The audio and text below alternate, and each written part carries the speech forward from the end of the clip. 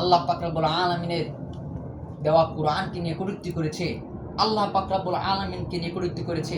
সে বলেছে যে আল্লাহ তাআলা কোথার কোনো আগামাথা গোয়া মাথা নাই, আগাও নাই, কোনটা আগা কোনটা গোয়া এর কোনো ইয়ে নাই। বলেন নাউজুবিল্লাহ। নাউজুবিল্লাহ। সম্মানিত হাজিরিন, শুধু তাই নয়, সেই বাউল কুলাঙ্গার সে আমাদের কোরআনকে নিয়ে সে অবমাননা করেছে।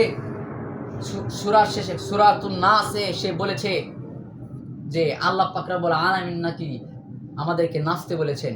কিভাবে সে বলে যে কুল আউযু বিরাব্বিন নাস মালিকিন নাস ইলাহিন নাস মিন শারিল ওয়াসওয়াসিল খান্নাস আল্লাযী ওয়াসওয়াসু ফি সুদুরিন নাস মিনাল জিন্নাতি ওয়ান নাস।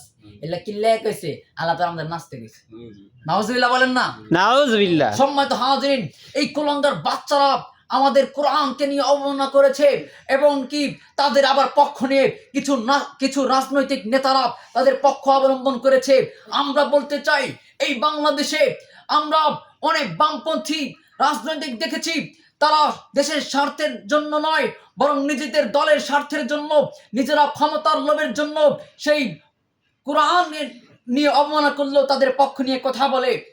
আমরা বলতে চাই, তাকে কে বা কারা, কিসের লোভ তাদের আঁকড়ে ধরেছে, কিসের লোভ তাদেরকে আকৃষ্ট করেছে যে তারা আল্লাহ পাক রব্বুল আলামিনের কটূক্তি করার পরেও তারা ইসলামের পক্ষে না থেকে, তাওহীদি জনতার পক্ষে না থেকে কি কম বাউলদের